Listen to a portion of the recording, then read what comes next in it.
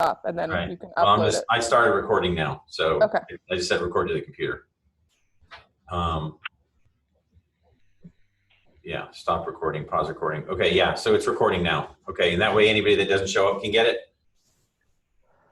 So the question is, how long do we wait for everybody to show up? There's 13 people on here. There are? Mm-hmm. How come I don't see? Oh, well, It's down the bottom. Oh, I know what happened. They're here, but why aren't they here? Oh, I've got to scroll. I got it. Yeah, no, their cameras are off. That's why. Okay, I got it. Okay, so, I mean, we've got 13 or so, it looks like, right? Mm-hmm. 13. Okay, I don't know how anyone's figuring that out, but because it says participants 13. So we actually have 11 if you take Liana and I away. So what are we missing, 6 or 7 still? Oh, here comes Oliver. All right, why don't we give it like another minute or two and see if we can get everybody in. And then there's Patrick. Patrick's got a green screen going because he's like sitting out in the woods. Unless that's a view out his back window. Patrick, is that the view out your back window? No, that's the park behind my house. So we've all switched, like everyone else had to switch, and people were showing how beautiful their towns and everything were. So I went and took that the other day. So that's a picture behind you now as a background picture? Yeah. Nicely done. Okay. Yeah. We have guys go with themes. One guy had I have a nightclub somewhere around here. One guy wore a straw hat and had this one in a Hawaiian shirt. Hey, E. All right, so that's pretty cool. I actually did my class the other day from space. I did the same thing. I had a green screen and I was sitting up in space, trying to make it work. So, all right. All right. So what we're going to do is we're going to try to do this online class. We do have some video stuff kind of embedded. We'll see how it works. I appreciate you guys kind of working with us on it. It's going to be interesting. I'm sitting here in the office still, so if you guys hear background noise and it gets confusing, let me know, and I'll tell my 2 office mates to keep their mouths quiet if it gets too loud. So can you guys see the screen that says Red Labs Pre-Accelerator on your computers? Yes. Title page? Yeah, you guys see that? Okay, that means I'm on the right thing over there. Okay, so what we're going to try to do tonight is kind of, do a little bit of a catch-up, do something on this opportunities review, which is really more some kind of fun stuff for you. We're going to go through the value proposition, which is kind of step 8. We're going to go through defining your core, which is step 10. We're going to chart our competitive position, step 11. And then we're going to kind of cover the homework and stuff that you have. So what we'll try to do is, this is obviously not going to be a 3-hour course. I can't imagine you guys sitting there for 3 hours on your computers. I mean, that was hard for you when you were sitting in the class and we had interaction and we were buying pizza and having snacks. So I can't even imagine what it would be like having to do it via video the whole time. Although buying pizza and having snacks, you guys can easily do right now, right? Because you're sitting at home or some other fun kind of place to be. So that would be good. Okay, so this is kind of what we're starting with. All right, I want to start off with a quick look at the syllabus because we've modified the syllabus a little bit. Let me see if I can make that bigger. Anyway. Can you guys see that enough to see what's going on? The biggest thing I wanted to cover was grading. Can you see the grading piece in there? Yes? Yes. Yeah. Okay. So on the grading, attendance and participation is still 130 points. We haven't really changed that at all. And then the first and final checkpoint presentations are 200 points. The homework, I just bumped something. The homework is 90 points. Now we actually eliminated an assignment and Liana is going to be still on top of that. The first 15 interviews you guys did were the first 40 points. We used to have more interviews. We've obviously gotten rid of those because we don't know how you would actually get out right now in, and talk to a bunch of people. So hold on a second while I throw something at my 2 loud people to the right of me. And then we're going to do, so the total points now are going to be 460 points, but we are doing extra credit of 40 points. We're doing Pitch Madness, but it's virtual Pitch Madness. So you're going to practice your pitch and actually give your presentation virtually. And that's 40 extra points of extra credit if you decide to participate in Pitch Madness, which would give you, I mean, that's a pretty large extra point chunk. So any questions on the grading portion of what we're doing? Does everybody know how to use the raise your hand thing if you want to talk? I do not. I can't see everybody, so Yeah, I don't think it's going to be like I'd have to scroll to see if your hand's up. But hold on, let me see if it works. All right, so if you go down below, let me see if I can figure out how to do the raise your hand. In your options, there should be a thing where it gives you animations or something. Hold on, I'll ask RJ. RJ, on the raise your hand, how do they raise their hand? How do they do the raise the hand feature? Which one? It's not annotated. It's supposed to be down at the bottom though. No, They have it on their screen. It's called like actions or something. Yeah, do you have something called like actions on the bottom of your screen? And it looks like you get two things. One looks like a hand and one I looks see like it. yeah. Okay, yeah, Matt just raised his hand. Wait. So that's how it works. And oh yeah, I can see him over there. So did Karina and somebody else. So if you want to talk, try to raise your hand. If I don't notice it because it's hard to see, Naromi, hold on a sec, I'll get to you.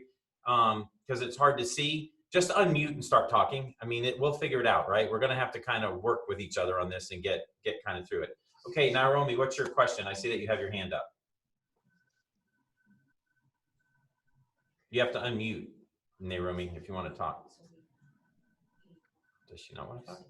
Is she still here? She left and went out for a run? Left her hand up. Okay, we'll ignore that for now. So, man, there's a lot of moving parts for me to keep my eyes on over there. Okay, so anyway, that's the grading point. Nobody has any questions on grading? Then the other thing I wanted to cover is this a little small, but it's already posted online, is the new syllabus. Tonight we're covering steps 8, 10, and 11. And then the next week we'll cover step 9, which is identifying your next 10 customers. And we're gonna do some kind of stuff on customers and where they come from. And then 13 and 14, the next class after that, you're gonna have presentation prep. We're gonna put you guys into groups where you'll work together and like kind of do your presentations and start going over your presentations with each other. And from that, you'll be able to get feedback and you're gonna provide feedback back to us on, hey, this is what each person did good or not. Liana will have a nice little sheet for you guys to work from for there. And then the last 2 classes, we're gonna do half the presentations in one class and half the presentations in the next.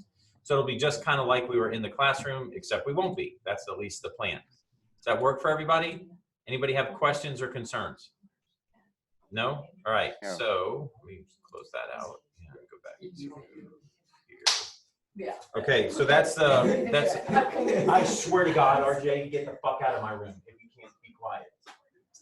I mean, really, dude, you're killing me over there, Smalls. Okay. All right, so then look, we're talking about like other sources of ideas, right? So that's something we wanted to talk about tonight was ideas, right? So if you think about this, we were talking about ideas at the beginning of the course, and we've said how crises kind of bring up opportunities when you're sitting in the middle of crisis. And I mean, clearly we're in a crisis right now, right? I mean, we have coronavirus, and so opportunities are all over the place for different, for different people. And you know that some people are trying to take advantage of it with different therapies and different drugs. But I found these 2 opportunities on the internet that I thought were pretty funny and would let you guys see what you think about these as crisis opportunities.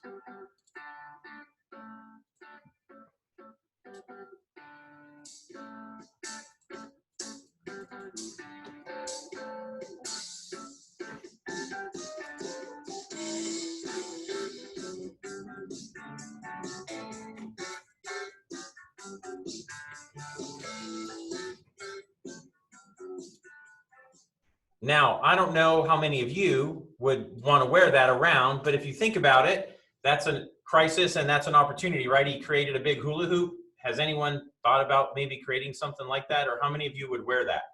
Anybody? Bueller? Nobody? Nobody would wear it. Craig's like, no way I'd wear that. I can see him shaking his head. Nobody else would wear that? Okay, then there's this other one that I thought was pretty good too. Let me get you this one.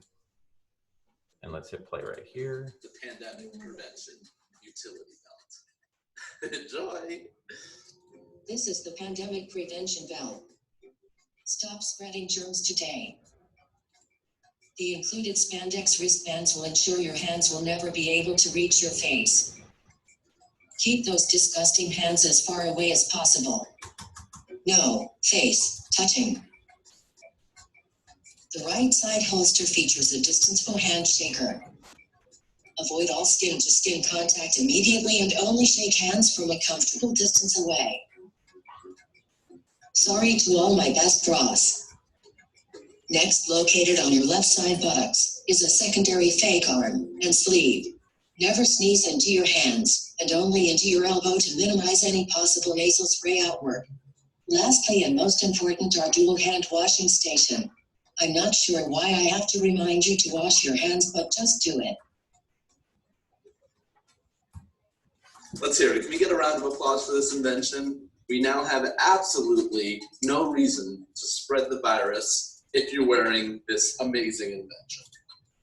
Okay, so again, kind of a little funny thing, but you know, it's kind of the way to think about crisis, right? Is there are opportunities that come to the forefront where we can, think of something that could potentially become a business down the road. I don't think either one of these are viable long term, but they at least show that people are thinking out of the box on trying to create things, and both of them are solving a problem. And that's the key, right? Whenever we have an idea, it's about solving a problem. And the problem that we're solving with, I called it the stay away hoop, is clearly we don't want people within 6 feet of us, so we're just going to create a 6-foot boundary for ourselves. And on the pandemic prevention belt, it is all things that they are saying we're supposed to be doing: washing our hands, making sure we're sneezing into our, elbow, and even on the handshaker, it was the fake handshaker, it's making sure you're staying far enough away.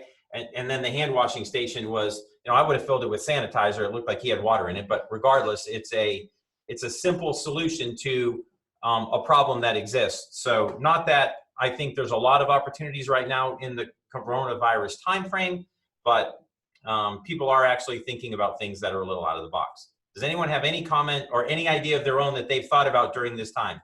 Patrick, Craig, neither one of you guys has found something to come up with? Karina, anybody? E, what do you got? I've used this opportunity to try to promote my app. I've been offering free vehicle diagnostics and repair on most issues, mainly to those that work has anything to do with the healthcare system. So I've used the local Nextdoor app to promote it, and I'm actually telling people like it's only to those that work at the healthcare system. So I'm offering free vehicle diagnostics and repair to them. Oh, okay. I've been getting a lot of feedbacks, and people are actually reaching out to me, and I'm also using it to attract techs because there's a feature on my app that we call it virtual diagnostics.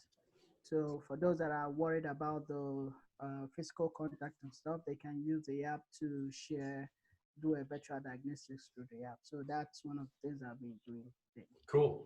Very cool. So you're actually doing stuff where you're promoting your app through it. That's actually really good. Anybody else doing anything interesting during this time? Either finding a new idea, working on a new business, promoting their own business somehow during this time?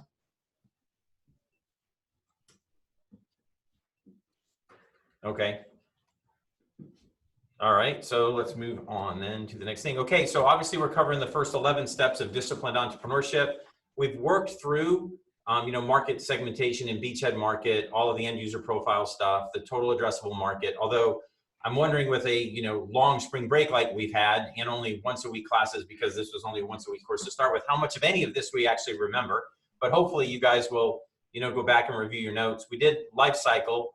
And then the last time we were together was the high-level product specifications. Tonight, we're going to cover the last 3 reds, which is 8, 10, and 11, the value prop, defining your core, and charting your competitive position. So quantify your value prop. Let's talk about what this is. Here's what you've got to avoid, right? You've got to avoid a bad value proposition design. If you actually see who wrote this book, it's by Timmy Waster or Time Waster. And it's a guide to burning cash, communicating poorly, and spending your short life building stuff nobody wants. Well, clearly, that's not what we want to do. So we want to build stuff people want, which is why we were doing a bunch of customer interviews early on and trying to come up with, can we build our product to exactly what our customer needs and desires, right? So how do you not quantify your value proposition? You provide no measurable benefits to your customer and make sure your product doesn't offer them, right? Or you just talk in a lot of jargon, kind of like this. Are you ready? Are you ready for the ultimate tech startup competition? Let me hear it. Disrupt!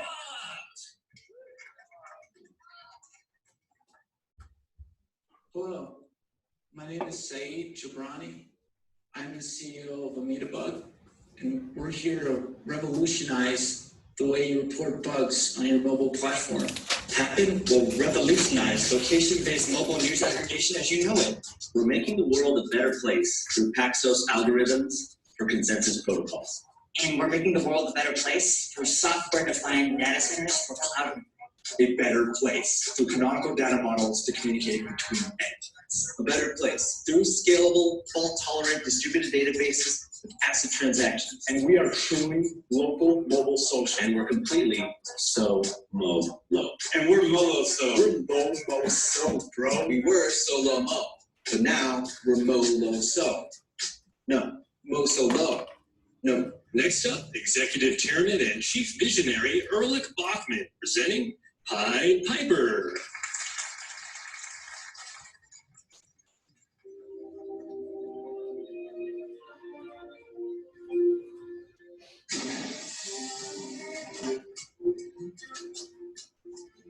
Since the dawn of time, mankind has sought to make things smaller.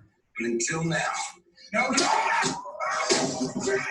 You Jesus Christ! Everyone remain calm and stay in your seats.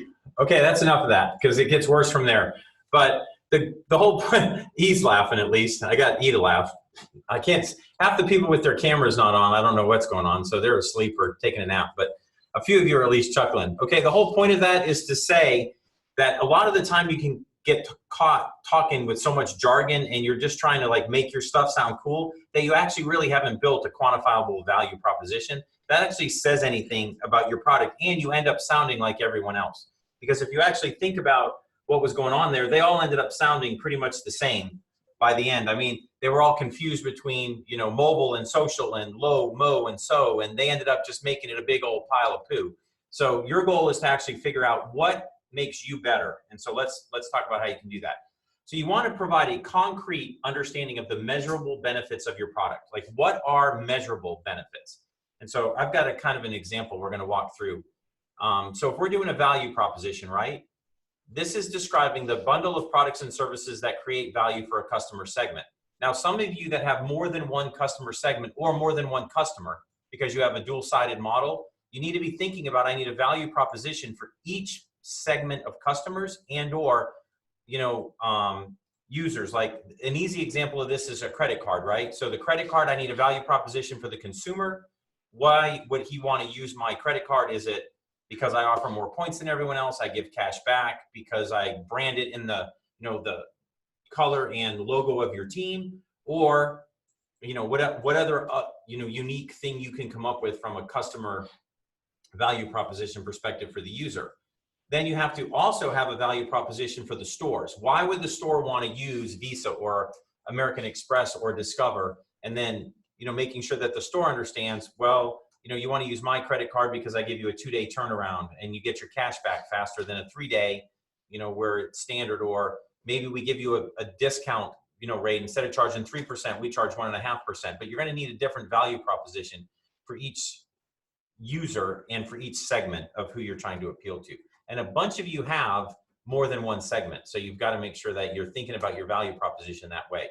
So, you know, what value do we deliver to customers? This is the questions you better be asking. Which one of our customer problems are we helping to solve? What needs are we satisfying?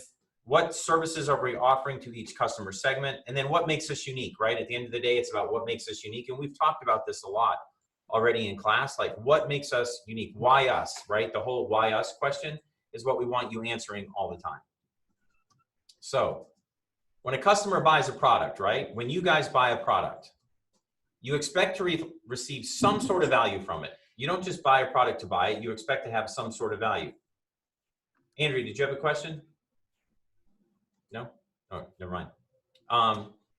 Then the quantifiable value prop, it's going to measure what this value is. So to get that, you got to focus on the customer's needs, and it's typically not focused on technology or features.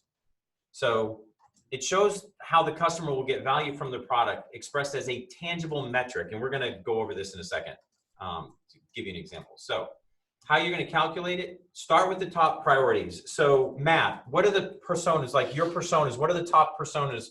What are the top priorities of your persona? Matt, yeah, there you go. Above my persona, being able to find other people of the same genre that they like in games and try and develop that relationship with them. Like they want to be able to find people near them that they can meet and they can talk about those games or even play those games in the same room, or just be able to keep a balance of playing that game while knowing them in real life and actually spending time with them in real life. Maybe doing other things, but primarily just finding those people. That's like their priority that the persona is having. Right. So you feel like you have a really good understanding of what your top priority is for your persona, right? Yes. So when you're building your value proposition, you want to make sure that you're building it to that persona's priority. So we'll ask you, I'll probably come back to you and ask you a question kind of towards the end of this piece, right? So the product has to show, how do I provide value? How am I addressing this priority? So in your value proposition, you would have to show, you know, how do people find each other, or how do they get together, you know, from a location basis? How does yours answer that question? So here's an example. Like if a customer's top priority is whatever the product we're building is, they want to reduce time to market. They want to be able to get to market fast. And yet what our product provides is value by reducing production costs. In other words, we do it cheaper, but we don't necessarily do it faster. Then our value prop is not in line with our customer's priority. So we would have to go back and either rethink our product or rethink our value prop, because maybe our value prop, maybe we can reduce time to market, but we just haven't decided to talk about that. But if the product we're producing doesn't reduce time to market, then we're not listening to our customers, and we don't actually have a value proposition for them, because we're kind of totally missing the target on what we're building. Is that making sense to everybody? Yes? Yeah. Okay, so let's look at this. Here's some ideas or some types of things that will help you think about when I want to quantify my value prop. Think in terms of better, faster, cheaper. In other words, can I do it for lower cost? Can I do it, you know, whatever I do, will it boost your revenue? You'll make more money because you do this. You can charge more per customer. Does it allow you to do something over a shorter distance? I don't have to transport as far. I'm able to make things easier in your production network or your assembly line. Does it allow you to build a larger network? Does it allow you to bring more people into your kind of sphere of influence? Does it reduce the weight? Hey, this is going to be a lot less heavy. So, you know, it used to be 50 pounds and now it's 20 pounds. Well, that would make a big difference, especially if you were shipping or needing to use it, or even simple things like, if you think about things that people have reduced weight on, think of how much lighter a laptop is today than it used to be, right? Laptops are so much lighter. Or how many people have a suitcase, like an old suitcase, and have bought a suitcase recently? Has anyone bought like a carry-on bag recently from like Travel Pro? Yeah, they now they make it where I don't buy them anymore because I keep my old ones because they call them feather light. Oh, it's an advantage, and they just fall apart. Right. Water hits them wrong, and they just disintegrate. They disintegrate. Yeah. But the reality is they've tried to make them unbelievably light, right? Yeah, my old one, you know, would weigh 40 pounds usually. If they weighed it when I was getting on a plane, they would get mad at me. But the new one doesn't have that problem. But I feel like I'm going to break it. Yeah, because you don't feel like it's got as much. But yeah, you're right. Structural integrity, correct? Correct. Yeah, but at the end of the day, it's super light. Why does that matter now? Why does a lighter suitcase matter now? What's changed in the market? Anybody know? Kenny? Any ideas?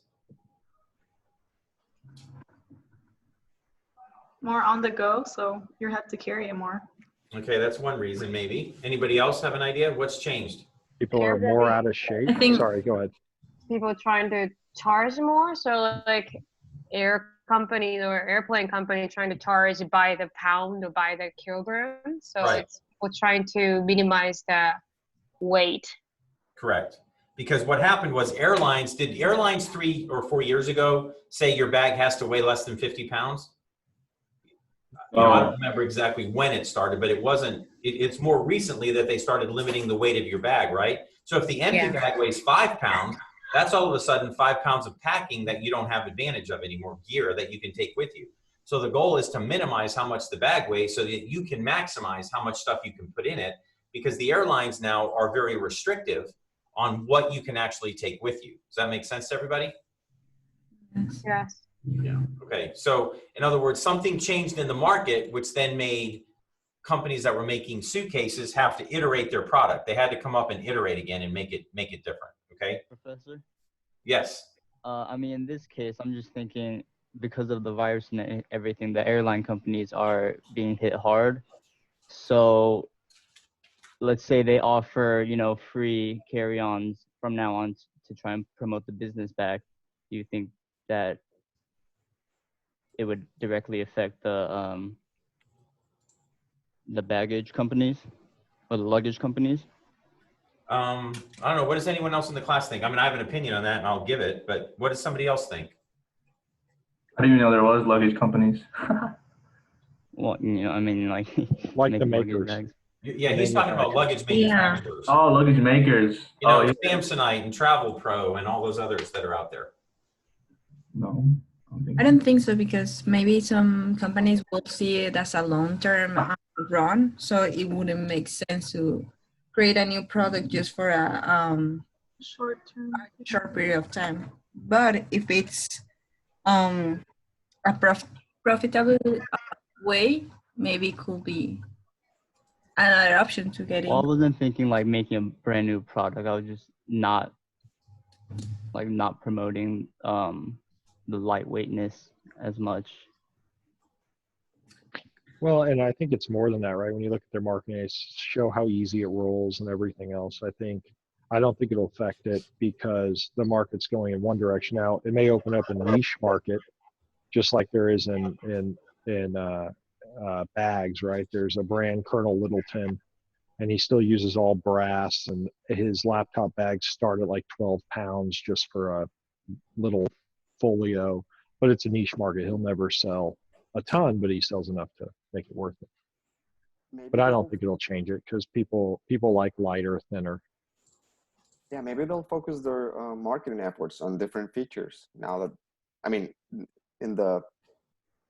if this was the case, they wouldn't focus on lightweight. They would focus on something else. But I don't think it will change much. I think if anything, they would change to be like, this is the cleanest laptop bag that you can ever buy. It prevents corona. Yeah, that would be a claim to make from a marketing perspective. I think, I mean, it's a good question, because what you're actually doing is asking a question that says, if something changes in the marketplace, what is the reaction to what changed in the marketplace? So in this case, you're saying the impetus of change is the airlines are going to say, hey, you know what? No charge for bringing on carry-on bags. Will that change then the way a luggage company maybe manufactures or markets its luggage?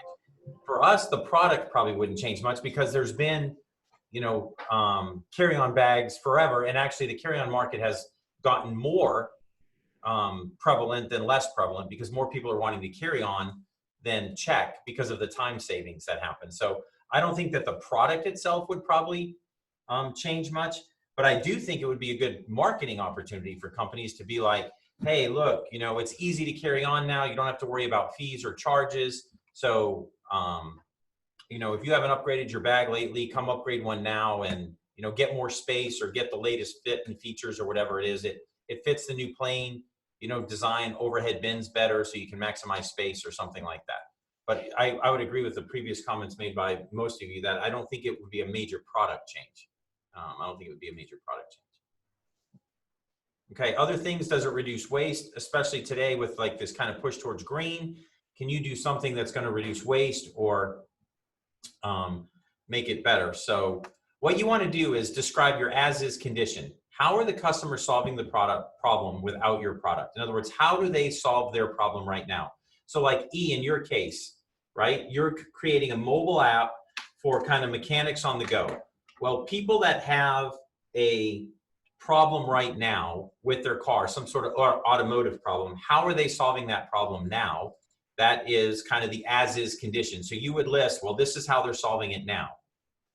Then you would contrast that with a possible state, how they could solve it. Well, right now they're solving it by driving their car to an actual mechanics or to a shop and they're dropping it off, versus the possible state of they drive to work, you show up at their work, you fix their car while they're at work, they get, come down from work and the car squeaky brakes that were squeaky on the way to work aren't squeaky on the way home, or the oil changes, changed, or whatever it is the service that you're providing. Does that make sense to everybody, kind of how you do an as is to a possible? Yeah. Yeah. Okay. So the difference between the two, that's your quantified value proposition. So let's go through this. So as is, a customer spends, and it doesn't matter what, X dollars every month in maintenance costs. Plausible, customer would save Y dollars in maintenance costs because they're using my solution.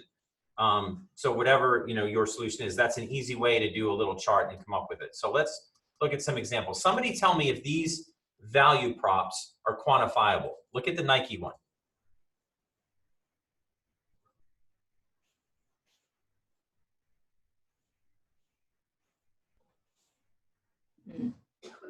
How many people think it's quantifiable? Like, who They could Andrea, do what do you got? comparisons with past time track records versus current records and see if the time has actually improved. Okay. Andrea, what's your thought? I don't think it's quantifiable. Okay, why not? It's not giving you any data or any percentage or information that you can actually look at, like numbers.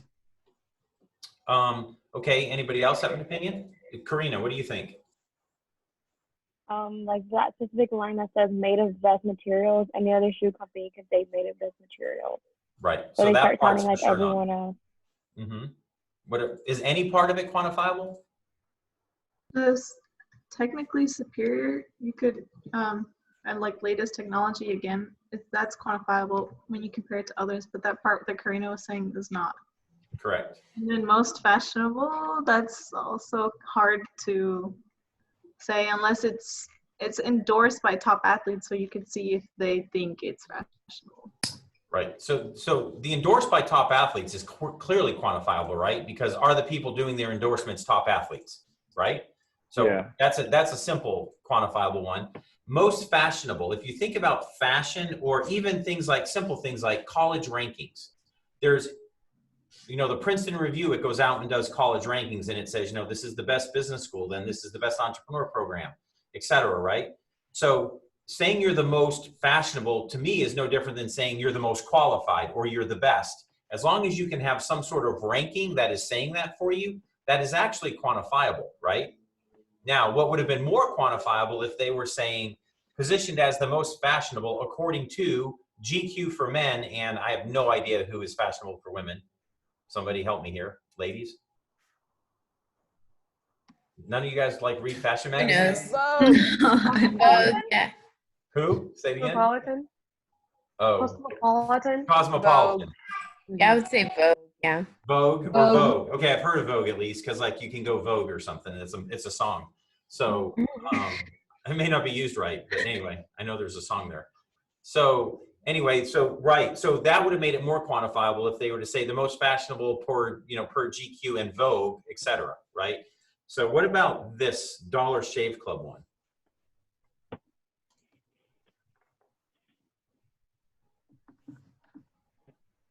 Quantifiable? Yeah. Who's saying yes?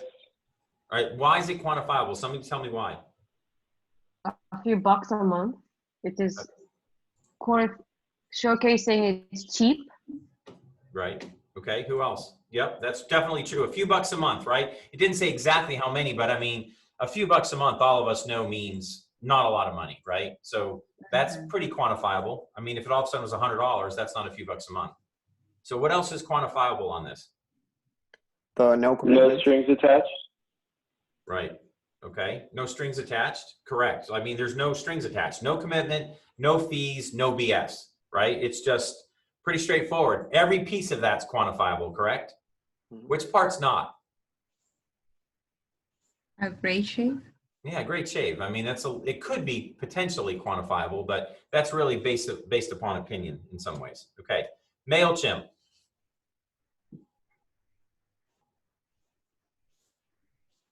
That's not quantifiable. How can you send an email better? sense or it doesn't. It sends or it doesn't. Oliver, that's pretty much the brunt of it, right? It either sends or it doesn't. It goes out or it doesn't. I think they're talking about functionality, how much easier it is to use and to work with. But yeah, not super quantifiable. What about this one? No. Not really. No. Does anybody think yes? Personalized. But it gives me the idea that the interface, at least, it's easy for anyone that has no clue. So it's I don't know how to say it. It's responsive. It's intuitive. Intuitive, yeah. Does it imply intuitiveness? I think so. The known accountant part gives me that idea. Everybody, how many people agree with him? Anybody agree with him?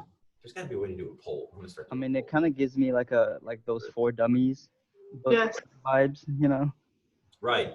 Yeah, it's like the X for Dummies. Although, how many people have read an X for Dummies book, any kind of something for Dummies book, and figured like, oh, is there a for Dummies book? Because I still don't understand what the heck they're talking about. Yeah. Try reading one of the Coding for Dummies books and then come talk to me and tell me if you think that like really the For Dummies books are that simple. Some of them are. Okay, so the whole point of this is to say these are actually pretty big companies, right? And they all have value propositions, and every one of these propositions is actually pretty good.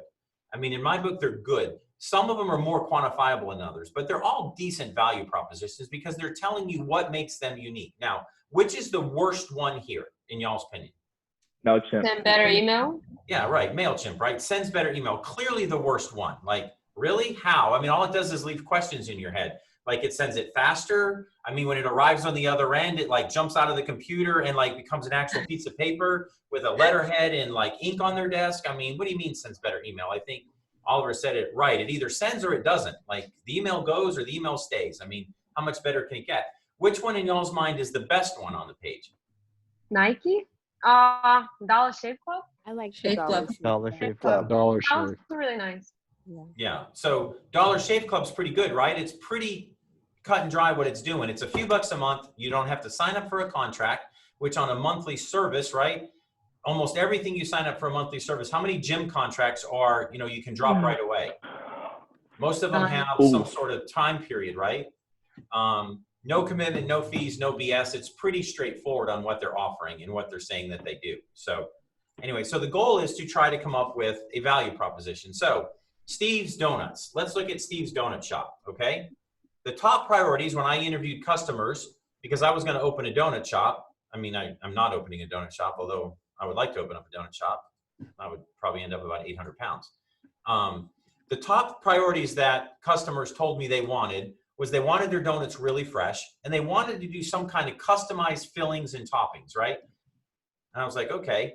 Because, so then I said, well, what's the as-is status? Like right now, how do customers buy donuts? Well, you walk in and you select donuts from all these pre-made batches, and they're sitting on shelves, right? You're like, I'll take one of those, and I'll take one of those, and I'll take one of those. They're already made, they're already sitting on the shelf. What if customers create their own donut that was then cooked for them right then? What if you could select your own toppings like you do for a pizza? I want it filled with cream, and I want it put this on there. And I'm sure there's donut stores out there that might do this. Like, I don't know, does Voodoo Donuts do this, or does anybody do this? Seen that. No, I've never seen really. No, Voodoo doesn't do that. So you would create your own custom donut, right? So that's my plausible, right? So my value proposition might be provide customers an interactive, that's measurable, right? Interactive. They're back and forth. They're telling you what they want. Custom, made to order donut in under 1 minute. Can somebody come in and say, here's what I want in my donut, and then I'm going to cook it and serve it in 1 minute? That would be a quantifiable value proposition, yes or no? How many people think yes? Yes. Yes. Yes. Yeah. Is it a good value proposition? Like if you walked into a donut store and could actually pick your own donut and then have it delivered to you fresh in under 1 minute, would you want that? Yeah. Sign me up. Has anybody been to Copper Mountain or one of the other ski lodges where they do the little mini donuts and they make them to order? Have you guys seen those that they do that? It wasn't at a ski lodge, but they had that at a Christmas fair that we went to this year. Right. So yeah, Christmas fair right there, dropping the dough in. You see it literally go down the little cooking thing, pops out. They coating and whatever coatings you ask for. Now, the one we visited had very limited coatings. It was like, you can get cinnamon and sugar and powdered sugar and I think glazed or something. But the whole idea of how do you, is that donut fresh? Yeah, it was awesome. Yeah, it doesn't get any fresher, right? If you think about walking into a donut store at 3:30 in the afternoon, what's left on the shelves? All the old stuff. Right, Mariana. All the old stuff, right? The stuff that nobody wanted in the morning when they pointed out all the donuts, right? Because they're making the donuts in the morning. Now, some stores make them kind of all day, but we're going to kind of go back to this donut analogy, and it's going to walk us through kind of all of our examples for today. So in the as is, like you said that it was how they were solving the problem now. So since your problem they're not solving, you just put what's happening now, that they only have the choice of choosing. No, the problem they're solving now is they want a donut. Okay. Right? Okay. So the problem is I would like to get a donut for breakfast. Okay. And how do they solve that? Well, they walk into a donut store and say, I'll take anything off the shelf, right? Is that making sense? Yeah. Okay. So would anyone like to try to work out their value proposition quickly? Yes or no? Professor, I have a question. What's the difference between like a value proposition and like the motto of a company? Because in like the business examples, model, are you talking about? well, a motto. Oh, the motto. A tagline. Okay. Yeah. Yeah. Okay. So a tagline is something designed to like promote like emotion and feeling. So, I mean, what's Nike's tagline? It's got more than one. Just do it. Just do it, right? So does that tell you anything about what they deliver? No. Does it tell you anything about the products? I mean, if I walked up to you and said, just do it, you'd be like, just do what? I get it. Yeah. What do I sell? I mean, who am I about? What makes me unique? Like, it doesn't answer any of those questions. So it's designed to evoke like an emotional response. Does that make sense? Right, but like for the Dollar Shave Club, I think that was their tagline. So I'm guessing the QVP can be the same as. It can be. But not the other way around. Okay. Yeah, it can be, but not the other way around. That's correct. Because I was trying to think of a couple others. I mean, Subway used to be Eat Fresh, right? Right. So to some extent, that could be a little bit of their value prop and a little bit of a motto or a tagline, correct? Right. Now, Eat What Fresh becomes the question, right? So the only way the Eat Fresh works is if you pair it with Subway, because then you can make a connection of, oh, I'm eating a sub fresh. Does that make sense what we're saying there? Mm-hmm. Yeah, so that's the difference. Would you guys mind looking at mine? I shared it on the chat. See what you guys think and how I can. He shared his on the chat. Does everybody know how to look at the chat? Yeah. What about the customer though? I'm not worried about the customer now. Yeah. Oh no. So you're just trying to get text onto your app first? Yeah, yes, because that's how I make money. Okay, but how do you sell it to them if you don't have customers on the app for them to, you know what I mean? Like, I feel like you would want to bring both to the app. Yeah, I think you gotta create value for the customer as well. Like, why would I want to get on this app? You would probably have to try to get everyone who's already like trying to find someone local and be like, instead of trying to find them, it'll be easier to find one person on my app, and then you can keep using them whenever you need them. Yeah, that, and they don't have to, currently expose themselves as everyone panics. I got a letter from my car place. I actually thought of you. They sent me a letter saying I can just drive through maintenance now. Apparently, they just jack up your car, lift your car with you in it. You can drive through where? Drive through oil changes. Oh, and they'll do it with you in the car? Yeah, I guess you just sit in there. You somehow communicate through the glass. It wasn't very clear on how it all worked, but I thought of E. Like, oh yeah, I could just sit in my house and watch him from the window. Yeah. So has anyone been to a Take 5 oil change place called Take 5? I've seen them. So that's a chain that's going on. You never leave your car. You stay in your car all the time. Liana gave a thumbs up, so she must have been to one. But like their model is you never leave your car. You pull up, they take your order, you pull in, they work underneath, and you pull out, and it's supposed to take 5 minutes or less. Yeah, it was very fast. It was expensive though. It was expensive? Yeah. Quick, yeah, I go to one that has a Starbucks machine, and it's more of an experience. Okay, but that's the difference in those two, right? So what is Take 5 selling from a value proposition? Speedy, Right. yeah, Speed. speedy service. What is the cappuccino machine Starbucks embedded one selling? Experience. Yeah, customer experience. That's exactly right. So you guys have already put your finger on what's different about them, right? The one selling speed, the other selling customer experience.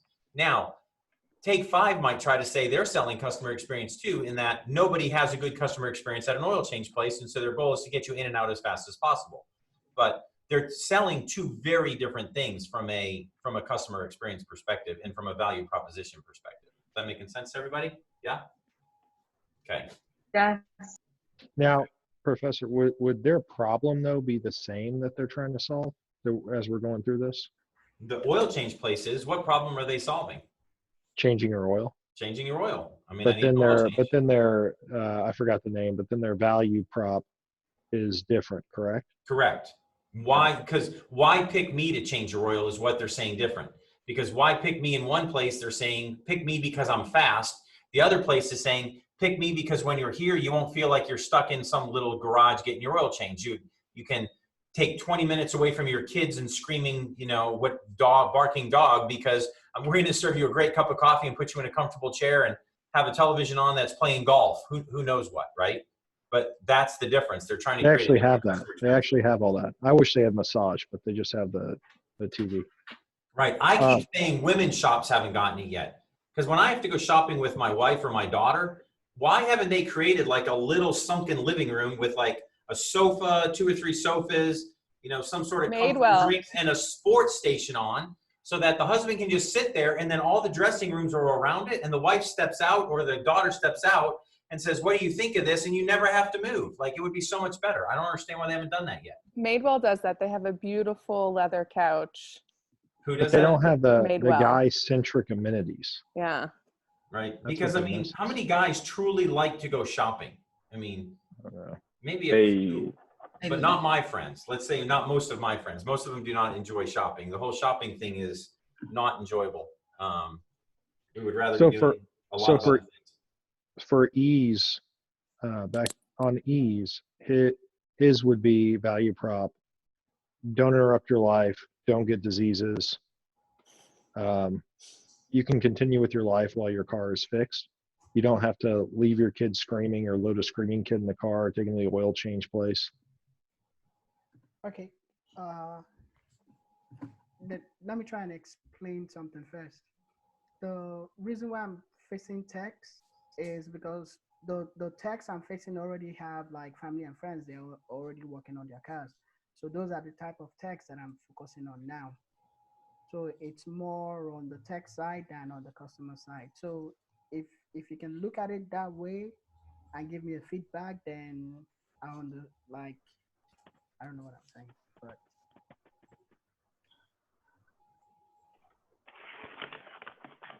so okay, let me try it again. I'm not trying to promote that when the techs come to my app, they'll find customers. I'm trying to promote techs to use the app to manage their customers and grow their side hustles.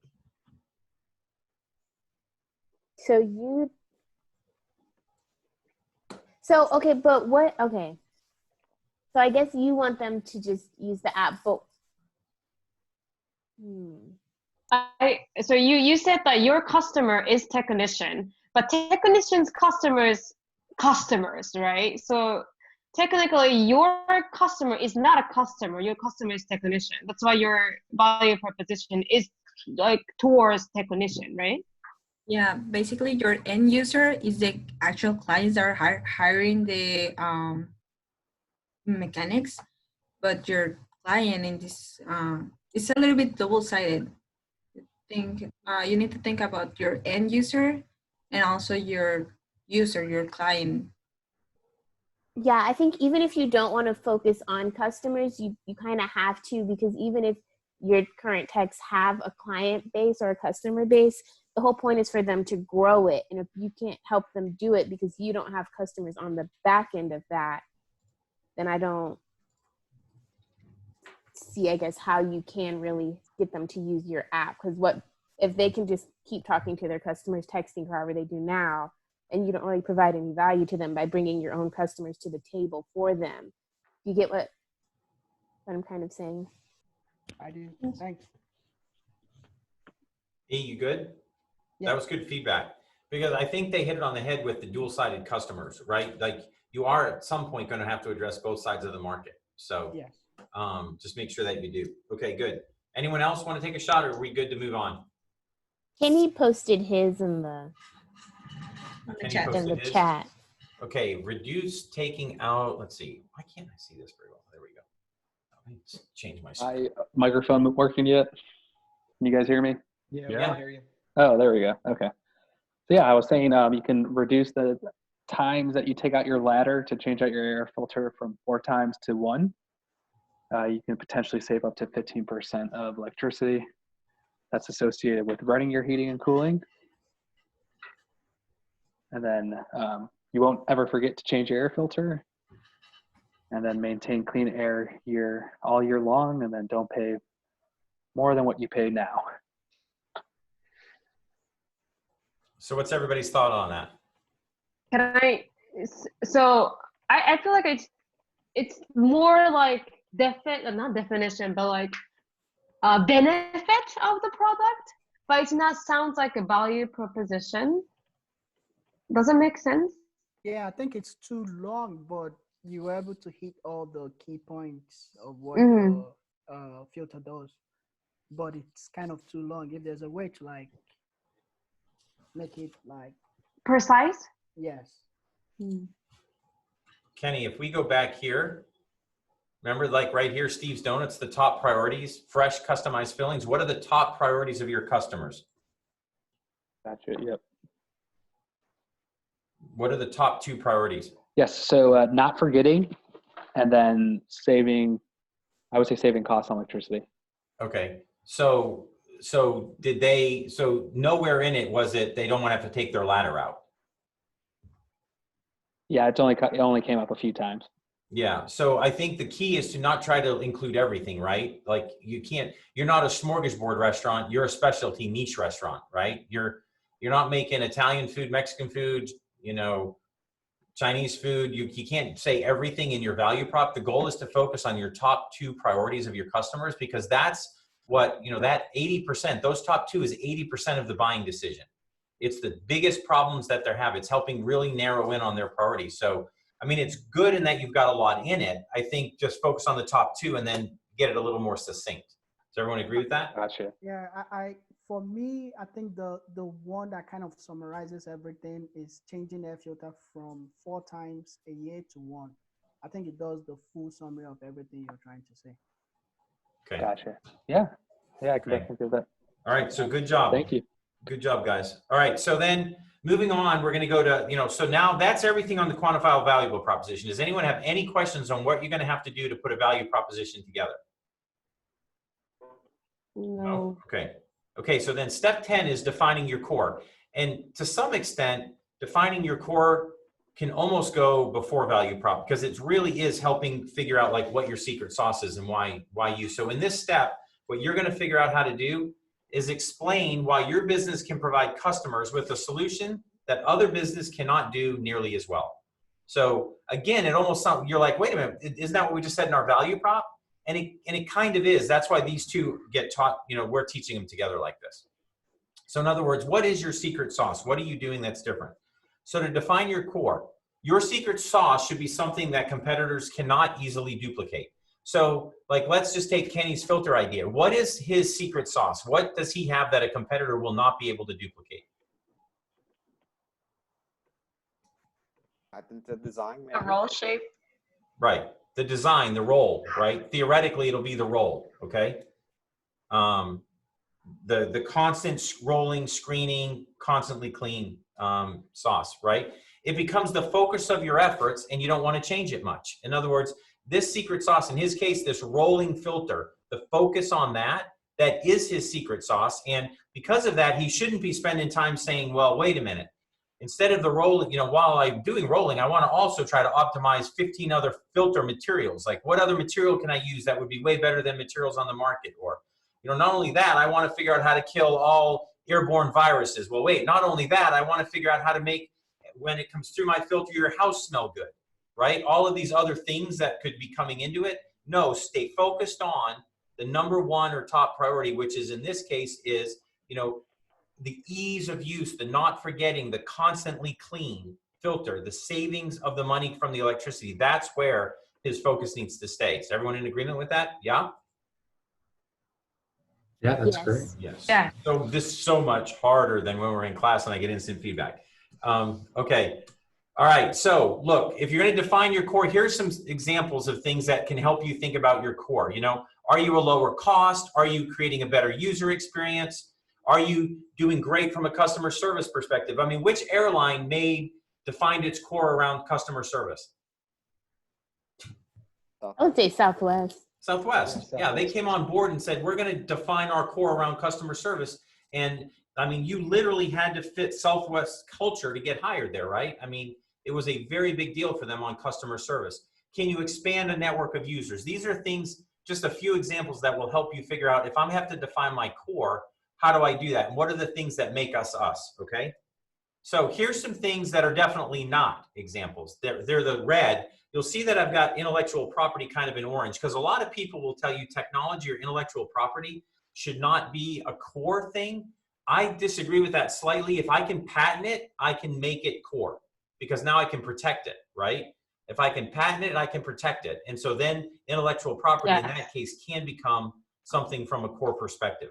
But like I do it faster, not necessarily core because, I mean, like just think about microchips. Like imagine if what you were selling on was you did it faster and then like you did it faster for how long? Like 6 months because, you know, then someone did it faster than you and then 6 months later, someone did it faster than you. So not necessarily something you want to try to sell on. Saying you're first to the market, that's not core. Well, no one else does it. I'm the first here. Well, that's not core. That just means you're first, right? It doesn't really tell me why so I have to pick you because you're the only one in the market right now? Like the thing that makes you great is you're the only choice? I mean, how long do you think you're going to be the only choice if there's an actual market for your product, right? Won't last very long.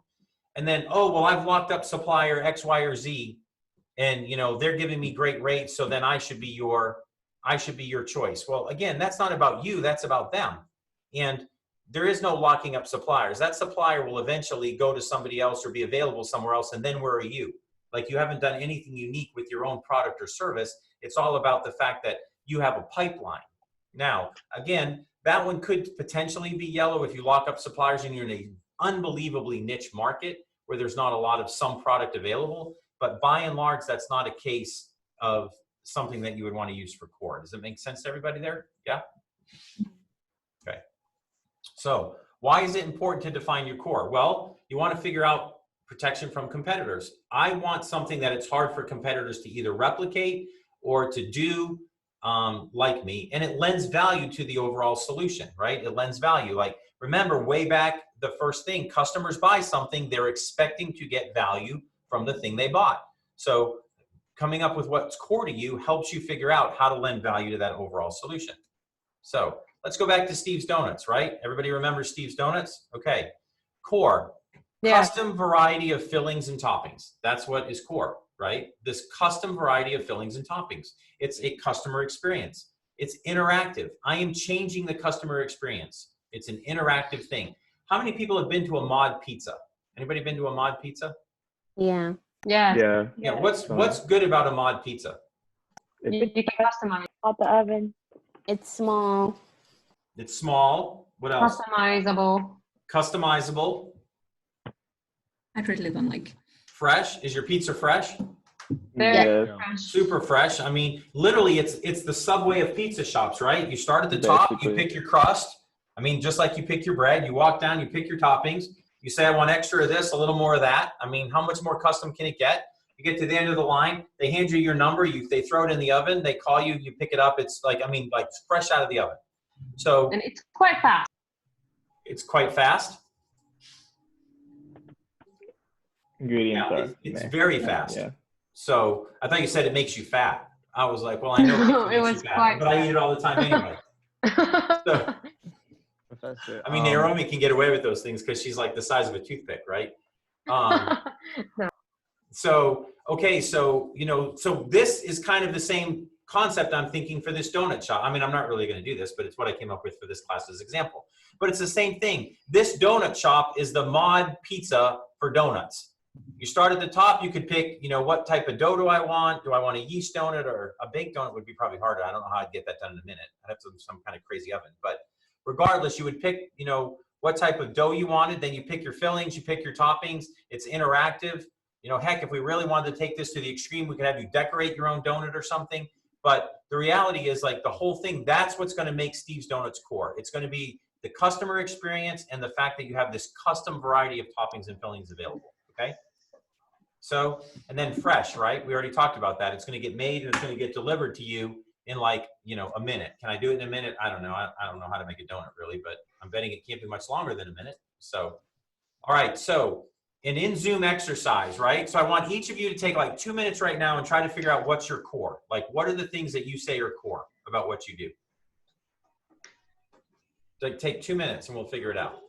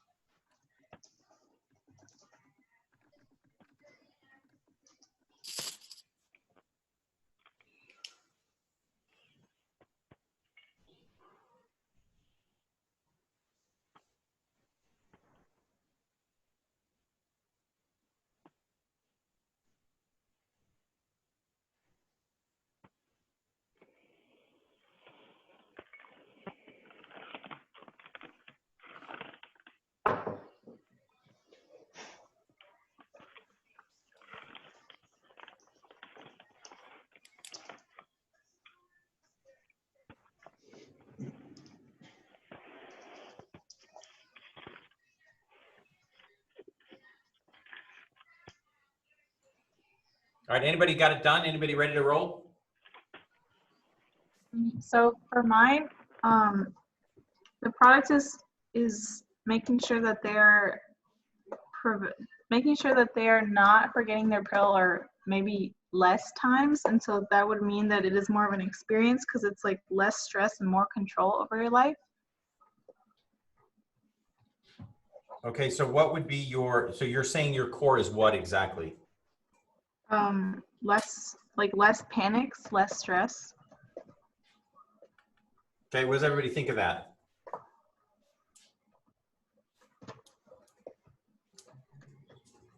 Karina, what's your thought on that?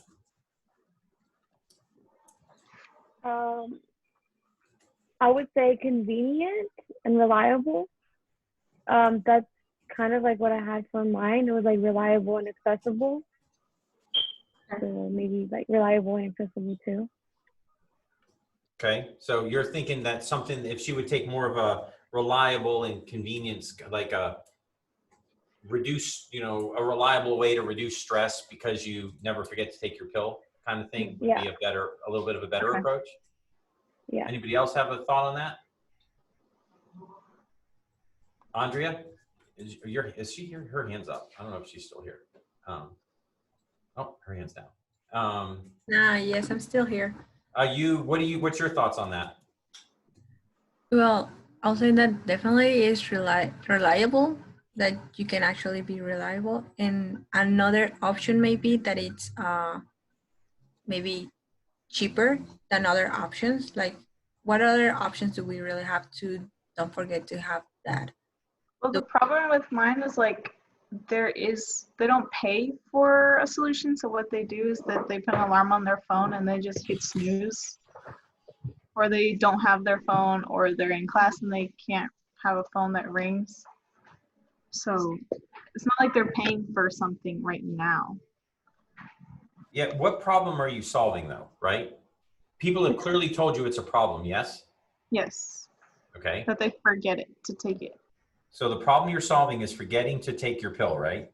Yeah. Which could lead to bad consequences. I don't know if bad's the right term. Unwanted consequences. There we go. That's much better, right? Because I mean, bad necessarily, but unwanted consequences or unintended outcomes, right? You could have some unintended outcomes. So, I mean, your core has to be about what? Like if we go back and we think about core, right?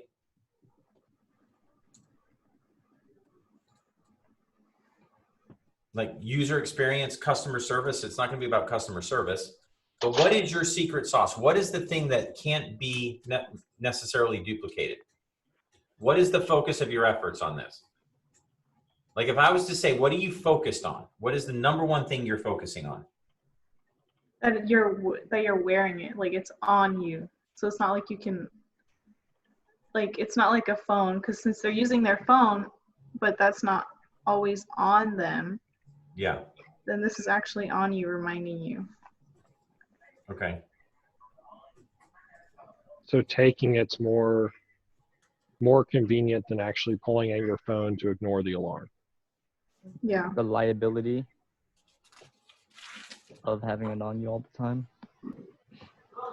Could it be its effectiveness, since the current solution is not effective enough? Mm-hmm. And it's kind of a two-piece solution, right? You have to have your phone, then you have to have the pills. I don't know how big of a problem that is, but I just keep everything in my pockets. But you have to have your phone and your pill. Yours is an all-in-one solution that no one's really duplicated. Right. So I think the key on this is, and again, there's no right or wrong answers necessarily, but what you're saying here is it's actually hard to figure this out a little bit, right? So you just have to kind of think your way through it and try different things. And this will be helpful, like in 2 weeks when we were saying how you guys are going to give feedback in your groups. This is where you can kind of refine what you're doing, because the group feedback will really help you with that. So, okay, that was a good example of one where people are giving different ideas. Anyone else want to throw out something what makes them core? Can you explain the network effect core again? Yeah, so network effects about expanding your network. Like, can I somehow help you with what I'm doing? Like, the problem with the word network, it makes you think technology. I'm not actually saying network technology. We're saying it more from the standpoint of expand your network. Like, can I add more customers? Can I figure out a way to get more people engaged? Like, depending on what you're doing, for the gaming, thing, right? Can I expand the network of people that I have to game with, right? Or that I can meet at a location, because right now everything's done remotely and I want to figure it out. So the network of users is not necessarily about network technology. It's about, can I figure out a way to increase reach? Is that making sense, what I'm saying? Yes. So for mine, I've kind of thought of a new beachhead market, which is like VR gaming. Okay. So I guess my core would be like the experience of the VR gaming connected to my workstation, creating the better experience. Okay, so what are you going to be able to provide that somebody else can't? Like the change of positioning at the push of a button. Okay, so that would be good, right? So like, I mean, that would, again, I don't know gaming very well, but like where I'm giving class from tonight, I'm actually standing at my desk, right? And what's cool about this is if I want to change the position of this desk, I can literally hit one button and just hold it, and it's already preset. And now that's like, this position here is the standing position that was preset. And if I hit the next button, it's the sitting position, which I'm gonna have to start squatting so you guys can continue to see me. And it just stops automatically, right? So what's this company's, secret sauce? It might be, the fact that, it makes it simple to know where to set your stuff up so you don't have, a back issue or, some other issue when you're, sitting at your desk because your ergonomics are off. That was the word I was looking for, right? Because your ergonomics are all screwed up. So maybe it's more ergonomically usable or something like that. So you could be doing the same thing, trying to figure out, the advantage for gaming is, optimal positioning for, dual controller plus foot pad use. I mean, I don't know what it is because I don't game, but does that make sense? Kind of how you could be doing that? Okay. Anybody else have a thought that they want to talk about on this? I have a question. So, for example, I think mine will be the network to users, since I'll be basically connecting the companies and the truck drivers. And the other one will be the user experience, because it wouldn't be like a real app, it will be more like a alternative way to use the technology without getting into complicated apps. But also, I'm not sure if that it's core enough for give me an advantage over my competitors. So well, I think when I hear yours, what I actually think where your advantage would lie, and again, it's figuring it out, is the alternative way to use technology, because technology has become so ubiquitous to everything that we do now that we forget that there's a large group of people who just aren't comfortable with it. And so if you can figure out a way to still create like a technology solution that puts kind of the truck drivers together with the loads of materials that need to be moved, but not in a, like a traditional app that is confusing and hard for people to use. I mean, that I think is your secret sauce. Your secret sauce is simplicity, right? Mm-hmm. It's the simplicity of how you're going to deliver your solution. It's the understanding you really are a customer experience, because if I am not comfortable using it, as a matter of fact, I mean, I yelled at RJ earlier, but he helps me out a ton on technology all the time here. I mean, I was frustrated earlier tonight just trying to get all this Zoom stuff to work, and I've already done some Zoom stuff teaching. And I'm like, I can't get this to work and that to work. So if you can make things simple for people who get frustrated, I mean, that is something that could potentially be your secret sauce. Does that make sense? Yes. Okay. So you guys did a good job on that. Okay. So do we need a break, or you guys want to just keep powering through? You can keep going through. Power through. Okay. So step 11, we've got to chart your competitive position. Now, if we were at class, you would really like this exercise, because last year I gave everybody money. They went to Wolf Fest, they bought food, and then they came up and they charted competitive positions based on food they bought from Wolf Fest. The year before that, Wolf Fest wasn't going on. I brought in like tons of different chocolate chip cookie kind of company stuff, everything from Tiff's Treats to, nasty Chip Ahoy with M&M, pre-made store ones. And everybody sampled things, and we charted competitive position that way. But since we're doing this online and virtual, you guys will have to imagine all of the good food you could have been eating instead. So we're going to do it this way. So I was tempted to do the cookie one myself and just sample all the cookies in front of you guys. In front of us? Oh, right. And I thought that might be a little harsh for you guys, so I didn't do it that way. Okay, so what we're going to do, in this step, what you have to do is identify your persona's top 2 priorities. What are the top 2 things that matter to them? And this will make sense to you in a minute. And then you're going to try to compare your position against your competitors. And then you're going to evaluate, how does where I fit on this map, how does that fit with what I say is core and what is my value proposition? In other words, is everything in alignment, or are things a little messy? This will make sense to you in a minute. So to do this evaluation, you just build a simple chart like this, right? Literally an XY graph, and you put good and bad, good and bad. That's step 1. Really simple, right? Step 2, if we're going to look at Steve's Donuts, top 2 priorities for Steve Donuts: freshness, customized filling. Everyone agrees with that, right? That came out of our interviews with customers. They want them fresh, and they want to do custom fillings and toppings. So I just literally, on my graph, put freshness and customized. This is supposed to say, that's customized fillings and toppings. So now I have my 2 priorities that my customers want, all right? Then I start mapping myself against my competitors. That's the next step. Compare your position versus your competitors. You got to go fill your chart out, okay? So here's my donut evaluation: freshness on the x-axis, customized on the y-axis. Shipley's Donuts. I said, well, Shipley's kind of is fresh because they make them every morning. If you walk into Shipley's, they're making donuts in the morning, but they don't really make them all day. Sometimes they do if they run out of something, but at the end of the day, they make a bunch in the morning, they sell them. When they're gone, they're kind of gone.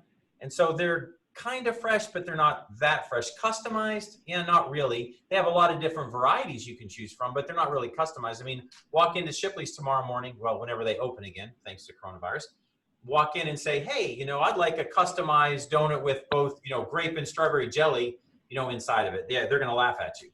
So that's, wait, don't go away. Oh, I'm going backwards. There we go. So Krispy Kreme, if you think of Krispy Kreme as a donut, right? Pretty fresh. I mean, when you walk into Krispy Kreme, they are rolling off the assembly line constantly, right? They're going up the proofing tray.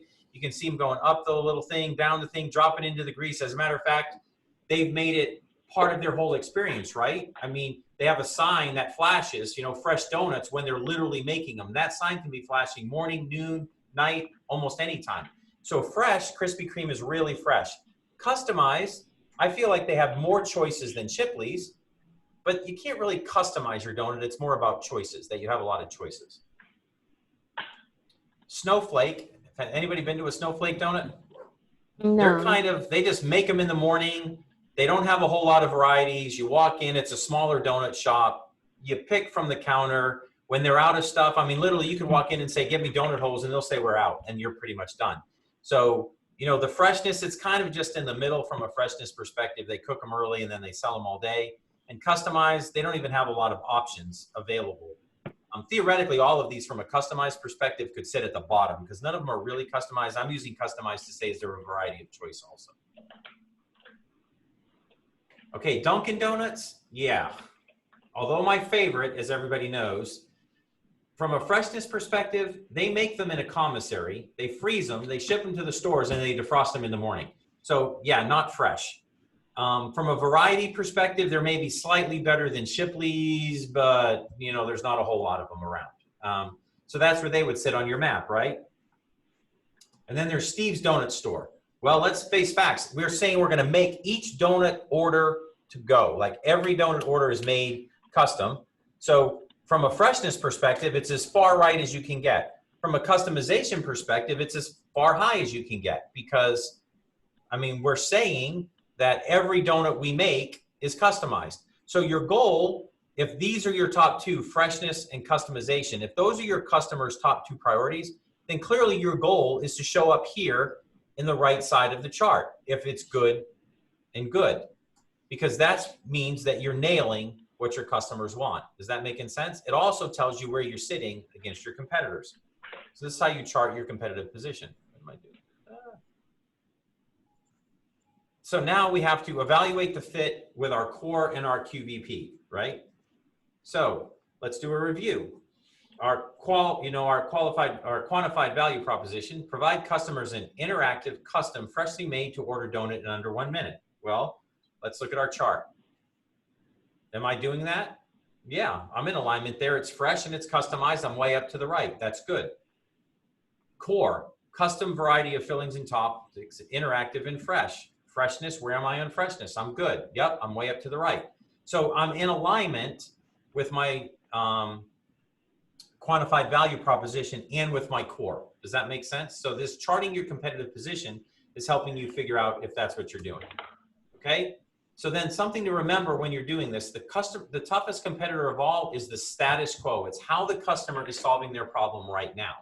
This is actually going to be more of a challenge than figuring out how to beat or crush your close competitors, because this is not always about freshness and customization if you're trying to get a donut person to move. It's about where they're comfortable. I mean, if we go back and look at our map in Dunkin' Donuts, right? Why do I say Dunkin' Donuts are not very fresh? I mean, you heard me talk about them. They're not even that great tasting. And there's like not a ton of varieties, but why for me is Dunkin' Donuts great? Well, because that's what I ate as a kid. And there's an emotional tie to that that you don't have on this chart, right? Even though when somebody would interview me and say, what matters to you the most in a donut? I would say, oh man, how fresh it is. And can I get a lot of variety or what the toppings are? This whole emotional piece that never came up is a big part of how customers make decisions. And so, you know, the status quo, how they're doing things now, you figuring out how to get them to change that is one of the biggest challenges. All right, does anyone have any questions on this whole, like, how you do a donut evaluation or how you're gonna chart your stuff? So I have a quick question. So you decided to your core based on the freshness and the customizableness. But but that's based on the customer interview, right? Correct. That's based on what they're looking for. Correct. So if people would make a mistake because they don't do the customer interview and if they set their own criteria or own value on there, and they create this chart, but nobody really looking for anything. So Correct. it's always have to be based on a customer, right? Correct. Okay. Yes. So, I mean, what you just said there is in summary this entire course, right? Remember, we started the whole course off saying the goal of the way we're teaching this is so you don't build a product nobody wants. Right. The whole key is to build a product people want. But yet so many entrepreneurs and people who do technology are like, oh, I'm going to build this because it's cool. I'm going to build this because I need it or I like it or I want it. And they forget to go talk to customers and say, wait, it doesn't matter what I want. What do you want? I mean, the greatest example of this is, I mean, I had a friend, I will say, who had a lake house, and they literally redid all of the interior decoration right before they sold it. And they painted like their crown molding teal. And I mean, it was, I walked in and thought, oh my God, who the hell is ever going to buy this thing? And they were like, no, this looks so great. It's because it's what they liked. Well, when they sold the house at closing, they came back and told me later that their feelings were hurt because the first thing they heard the wife of the husband say who bought the house was, yeah, we're going to have to redo the entire inside. That thing's disgusting, right? Wow. So they built their house, or they customized their paint for what they liked, not what customers would have liked. If you're going to sell your house, everybody knows, if you work with a real estate agent, they're going to say, get everything as neutral as possible, remove all your personalization, right? Well, they went the other way, and they made it as customized to them as they could. And yeah, that was just not good because they paid for it in the price that they got for the house because they built for themselves instead of someone else. It's the same thing here. It's the same thing here. You've got to do customer interviews so that you are building for what your customer wants, not what you want. Make sense? Yes? Right. Yes. Okay. So what time is it? 7:25. Okay. Let me see. Liana, you still there? Where's your microphone? Yes. Should we try to break them up and have them do this really quick? What do you think? Yeah, I think so. Okay. It's a good exercise. So let's see if I can get you guys into rooms. Hold on a minute.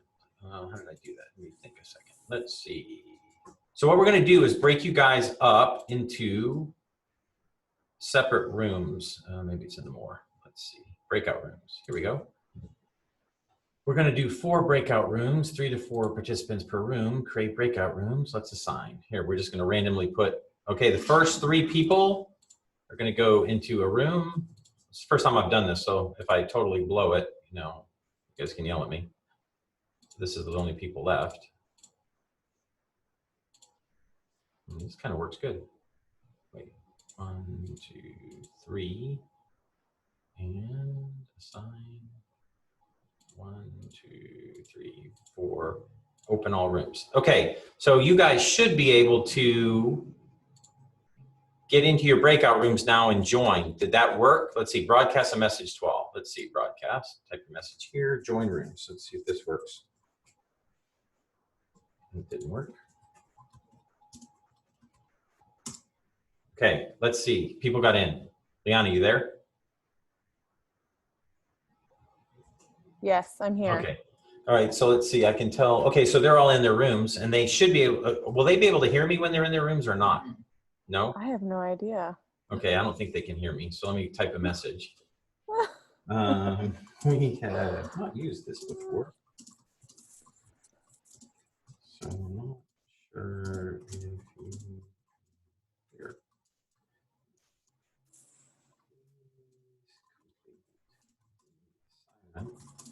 On shared screen. Take about 5 minutes. They might be able to see your share screen. They might not be able to.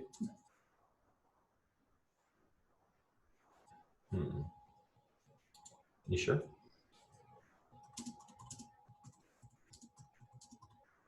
I saw the message. Oh, you saw it? I know. I wonder if they can. I wonder if they can see the shared screen.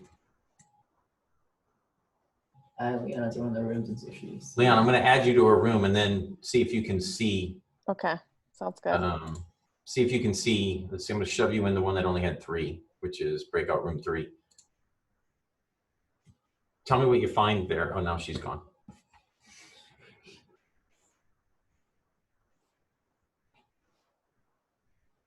Okay, this isn't that bad to figure stuff out with.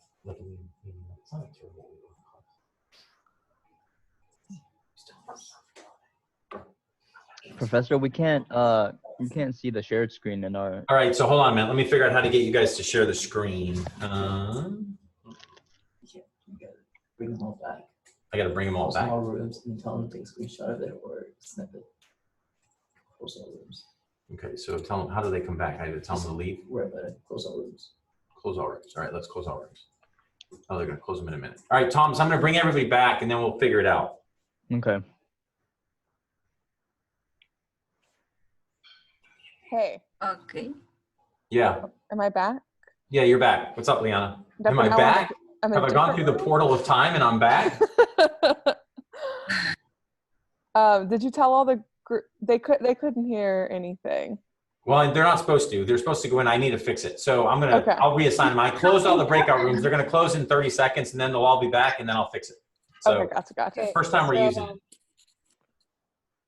I came back because People are slowly trickling back. Yeah, I'm back. That's good. Just wait a sec. We're going to have, everything will close out in 15 seconds and we'll start over. Okay.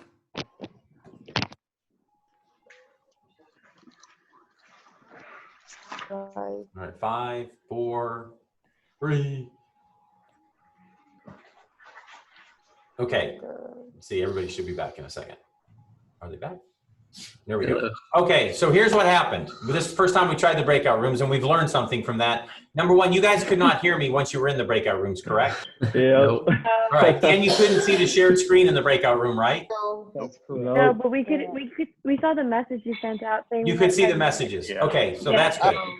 All right, so take a screenshot of this on your computer or something of the shared screen. Does that make sense? Right. Yeah. And then all you're going to do is go in your breakout room and spend like 5 minutes. Literally, I'm going to put a 5-minute clock on it, and then just try to answer this, which is basically what we just did. You know, it's the whole exercise that we just did. Super simple for the burger thing. So what's QVP mean again? The value proposition. Remember Value. the quantified value prop, right? Okay. Quantified. So you're going to have to play the customer in this, and then you're going to have to play the people. Like, you're going to have to do both sides of it, all right? And I gave you some competitors just to help you out. Like, Leon and I brainstormed these this morning, all right? So tell me when everybody has a screenshot of this or some way to remember what you're doing when you get into your breakout room. I took I a did. picture of it. Yeah. Everyone does? So are we ready to go? Good to Yeah. go. All right, I'm going to open all the rooms again and give you 5 minutes. Let's try this again.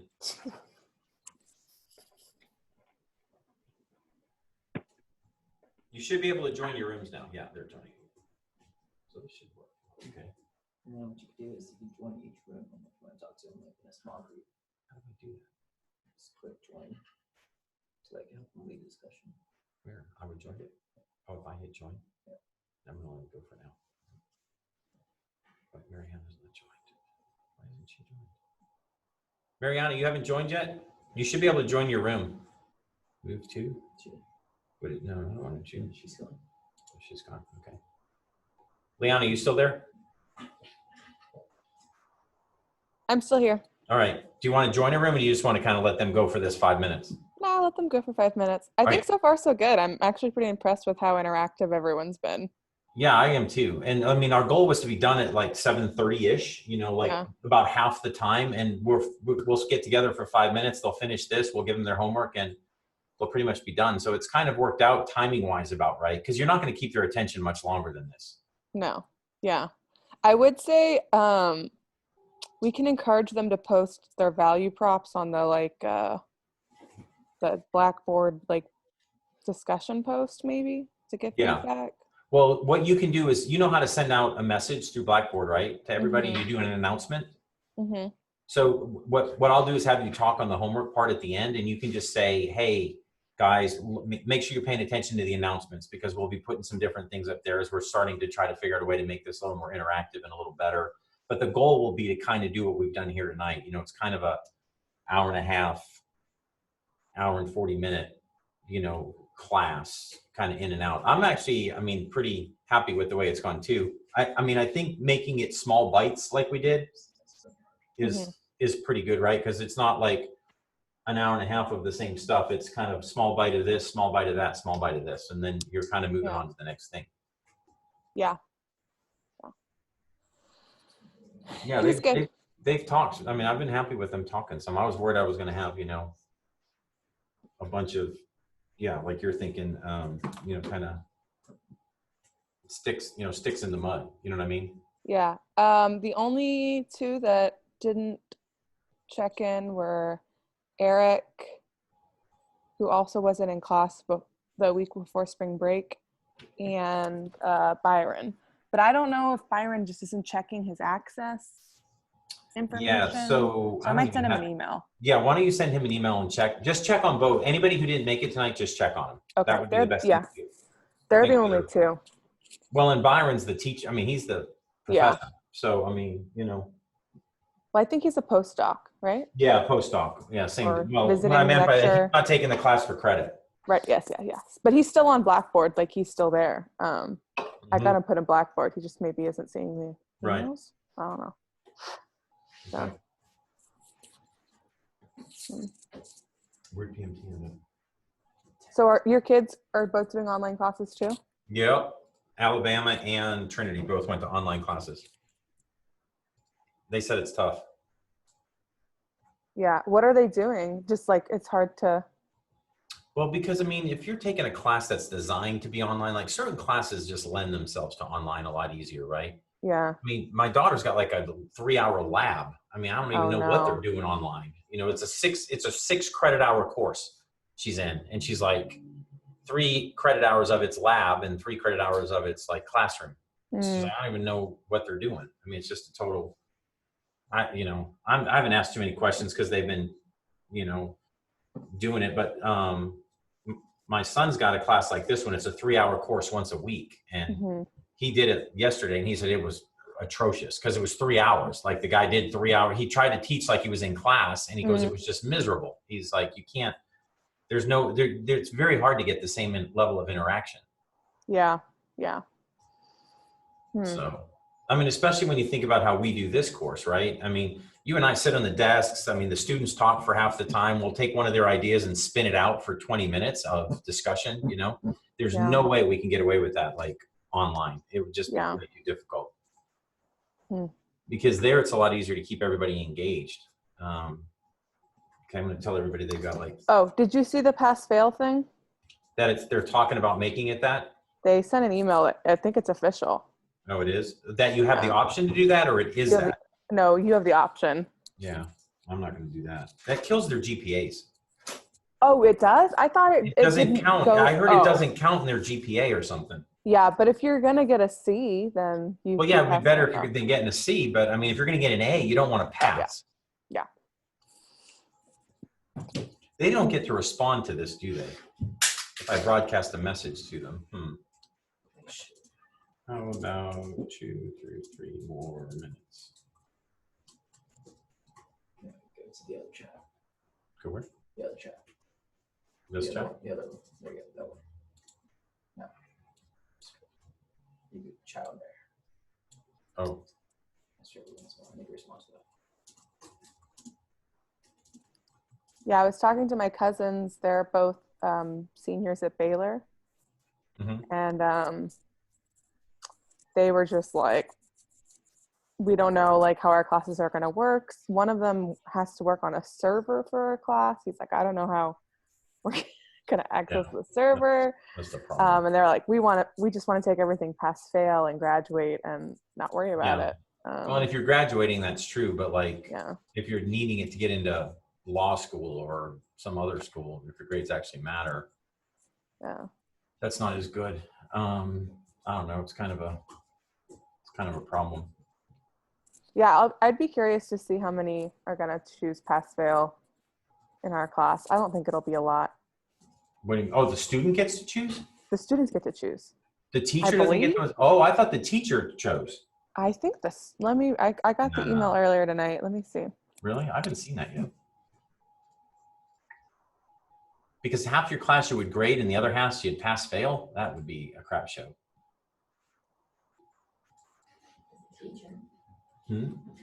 This policy provides students with the option to choose satisfactory/no credit grading on the course-by-course basis and applies to all undergraduate students in courses offered during spring 2020.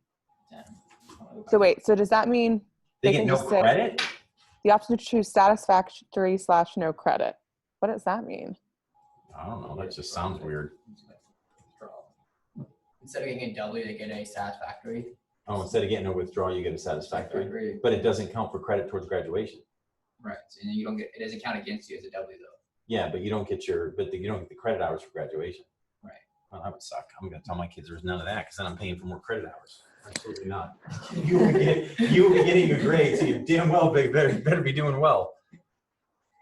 Yeah, I ran into an art teacher, and she said that she worked for a private school at like a high school, and she said that they were cracking down on their curriculum because they were afraid the parents were going to sue the high school. Yeah, because of how much you pay. Yeah.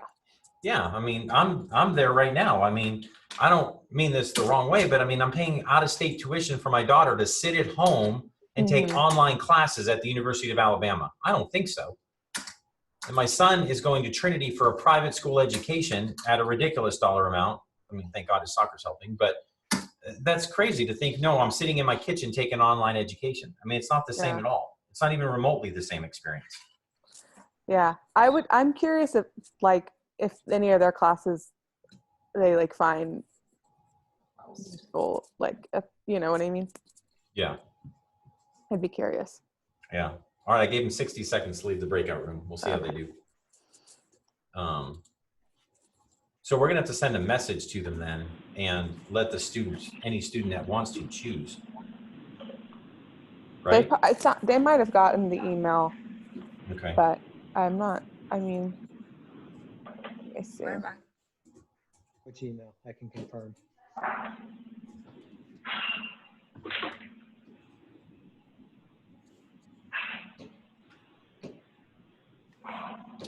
All right, we almost got everybody out. We got a couple left. They're gonna get hard closed out in 18 seconds. They're gonna get the boot. Yeah, Chris was having some connectivity problems on our side, so I don't know. I think. All right, that's all right. We're doing the best we can with it. I mean, that's, kind of first time we're trying some of this stuff to see how it works. So yeah. I wish I would have bought stock in Zoom about 3 weeks ago. Yeah, no kidding. It's gone through the roof.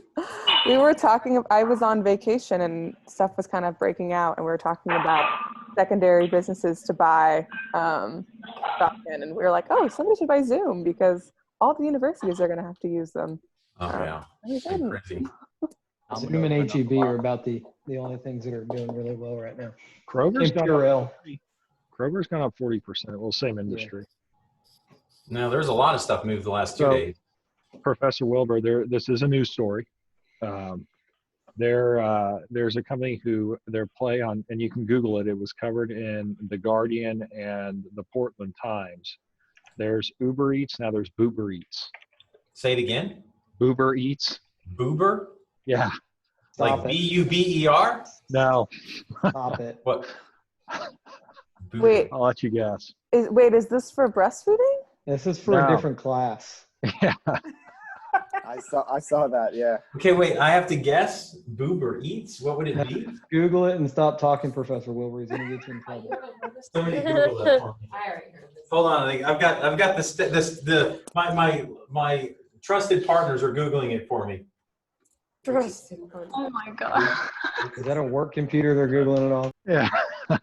Why? No, it's not showing up. He keeps getting Uber. I'll have to look at it later. Huh? Booze? It's not booze? I don't know. It sounds to me like it's got a, huh? Oh, it's out of work showgirls? Oh, it's like a booty call? Is that what it is? Okay, you guys are getting me in trouble. Who said that? That had to have been that was definitely Patrick. I was going to say that was What definitely a family Patrick. man. Trying to get me in trouble. Reading articles about And just for the record, this is Craig, and I was the one trying to protect you. Yeah, I read and watch the news every morning. That There actually we go. came on the national news. All right. Did everyone finish their little map? Was everyone able to put together a quick little competitive map? Yes. Yes? Okay, so which group wants to volunteer to go? We're only going to do one group. Whose group wants to go? 1, 2, 3, or 4? Or we can go. All right, so what were your criteria? What were your 2 criteria? Hey, crap. Quality and speed. Hold on a minute. Quality and speed? Oh, God. Hold on a second. Can you guys see this now? Yes. Yeah? Yeah, It was quality and speed. Let me type it in here. We can share if you want. Yeah, why don't you share? Yes, wait, yeah. What do I have to do? Do I have to stop sharing or yeah, let me stop sharing. Make new share. Let's see. No, they have to do it from their computers. All right, so start sharing.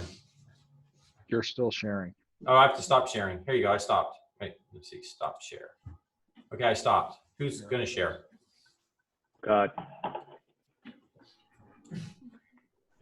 Oh, wow. Look at that thing. Well done. Really, we're looking at that? What is this? That's Steve Wilbur handwriting. Well done. Well done, class. All right. So we've got a Q and an S. That stands for quality and speed. Right. Yep. Okay. Us. Us is like all the way up there. Yeah, then we have us, and basically we're aiming for fresh, quality, personalized burgers available as quick as you can order it. All right. So So kind of the Chipotle or a Subway model, just higher quality and fresh. And then we mapped out our competitors where McDonald's is based on speed, and then also quality, Wendy's, In-N-Out, Shake Shack, and Fuddruckers. Well, In-N-Out's better than Shake Shack. I think that needs to be stated. They're almost at the same level. They're almost the same. But for speed and Fuddruckers is not quality- that great. I don't know about that either. See, this is why I didn't choose quality on mine. okay, so let me ask a question on this. So right now they're in great shape, right? As long as the top two priorities of the customers were quality and speed. What if the top two things were quality and price? Ooh. Where would Probably they not. be? Would they be in trouble? Yeah. Maybe? Yeah. Because I mean, they say there's three things, right? Quality, speed, and price, and you can only always have two of the three. You can never have all three typically. So in this case, right, you're fine with quality and speed, but your price is probably high too, correct? Because to deliver those two, you're probably going to be expensive. Yeah. Right. Would everybody agree with that? Yeah. Yeah. Okay. But how did everybody else's map? Did anyone choose something different for criteria? We choose Yes. quality and customization. So Group one. which group was that? Group one? Here, let me start sharing again so I can take back control. Let's see, what screen do I want to share? I want to share this one. And let me share that. I have too many screens. Let's bring this back over here. And then we started talking about different craft burger locations, and now I'm hungry and all the restaurants are closed. Yeah, now you're hungry and the restaurants are closed, right? Way to go, Professor Wilbur. Great exercise. Talk about custom burgers, and none of us can eat any of them right now. So, so group 1E, what was your group's, or, you know, Cassandra, why don't you tell me, because he's talked a lot tonight, which has been good. Tell me, what were your group's two criteria? We had quality and speed as well. You guys had quality and speed, all right? What about, Liana, what was your, no, you weren't in that room. Matt, what was your group's stuff? We did we did customization and what was the other one? I don't have it written down. Price. How cheap? Price. You guys had price, okay? Yeah, price and customization. All right, and then did we get everybody? Andrea, what was y'all? Craig, what was y'all two criteria? We were group one. We were the quality and customization. You guys were quality and customization. Okay. So at the end of the day, you guys understand how this works, though, right? Does anyone have any questions on how it works, or are we all pretty straightforward on how it works? Straightforward. Makes sense. Okay. So all right. So then, if it makes sense, your homework. The only question I had, Professor Wilbur, is how many, is there a limit to the number of competitors you should look at, or should you look at competitors that are aiming and situating themselves in the same way you are, like if you're aiming for quality and Yeah, because I mean, if your customers, remember, it's not about how you're aiming, right? It's about what your customers are aiming for, right? Yeah. So you're building your map based on what your customers want, and then you're going to put on that map where you lie, and then where your closest competitors in that space lie. Meaning, for instance, you can get a burger at like a sit-down nice restaurant, correct? I mean, a lot of sit-down nice restaurants. I mean, Applebee's, for instance, serves burgers. You would not, if you are a drive-through kind of restaurant or a fast food type place, you're not going to put Applebee's burger on your map because they're in a different space. But Okay. if your burger place is a walk-in, order it, sit down, we make it, we deliver it to you, then you better have Applebee's and Chili's and those types of people, because that's who your actual competitors are. Does that make sense? Okay. Yeah. Because Yeah. it's Thank about the niche you're trying to fit into. Okay. Making sense? Yeah. Yep. Thank you. Anybody else have any questions on that kind of thing? So are we supposed to record our, like, why does it say podcast? Okay, I'm going to tell you in a second. Okay, so here's your homework for next week, okay? There's a podcast that Liana has posted to Blackboard, and she's going to give you some questions to answer. The podcast is about value proposition. You can listen to it. It also provides a transcript. I read it versus listened to it, but and then you're going to answer the questions that she has on Blackboard. Liana, do you want to talk on this and kind of give them an update of what they've got to do? Yeah, they just kind of, they're, I guess, in marketing guys. So they kind of take a little bit of a different look on it than Steve does, because they come and I think consult on companies. So I think the best part is at the end, they kind of run through some value props of companies. I think that's pretty useful. And then, well, part of the assignment is also to come up with your own. I put a note in there to post and start a discussion on the discussion boards if y'all want to get feedback from each other, which I think would be very helpful. And then the second part of the homework is chart your cookies, competitive cookies chart. You're going to do another competitive positioning, and then you're going to do it for your own idea as well. Just try to, we just kind of want you to start thinking about who your competitors are, and where you might fit and how you're thinking of your value. The value you're going to offer to your customers. And then all of a sudden they got their first one because the Kenyan came back from the U.S., of course. Michael, you got to mute yourself. Sure, I did that. But if you have any questions, email. It should be pretty similar to class right now. It shouldn't deviate too much from that. So basically, on the chocolate chip cookies map, this is kind of the, build a map with criteria, use 5 brands minimum, come up with the top 2 criteria that matter for your XY based on your taste or based on your preferences as a customer, and then just kind of build it from there. The slides are going to be posted and they'll be available after 9 o'clock. I'll actually move it and make them available after 8 o'clock, so they're available in 10 minutes. And that way you'll have all of this information if you have any questions or concerns. So does anybody have any questions? Otherwise, we're pretty much done for our first online class. I do have one question. Go ahead. So back on the map, how would you do that with something like Mr. Physicist in our class? Well, he's going to have 2 criteria. His is going to be, I guarantee his will be cost and availability, his criteria. But I mean, how do you, what's his competition? How do you place him? Well, he's got, there's a like have it already, like a lab that you can go to. Oh, okay, right. Okay. Mariana's got it, because there's one at Stanford that you can rent space in. There's probably one at MIT that you can rent space in. So, I mean, his competition is going to be a lot less. I mean, it's not like In-N-Out Burgers where they're everywhere, but there are some ways to actually solve the problem for studying, subatomic particle movement or whatever the heck, he's doing, which is just nuts, right? Okay. Yeah, and it may be that you don't, like, there's a status quo that's not like a literal business as well. So you can also plot that on there. It doesn't have to be like a literal business. It could be like, I walk my dog, like maybe I'm looking for a way to walk my dog other than me walking my dog. So then you would put like a drone to walk my dog, a company to come and walk my dog, but then also me walking my dog. And I could do like price and time would be the 2 values I'd care about, and I'd plot me walking my dog on there. So one of these could be us baking cookies? No, I put not for the. Oh. I put the. If you want to, I guess you could put your cookie on there, but I kind of specified not to use it. You could. I guess you could if you wanted to. But I don't know, if we were still meeting in class, I wouldn't mind people baking cookies and bringing them. I mean, I do like me a cookie. So anyway. All right, any other questions for the homework or for the grading? Make sure you go back and look through the syllabus. Make sure you understand how grading is going to work, that kind of thing. Okay. Is the results of the Preto type assignment still due, or are we mixing that? Yeah.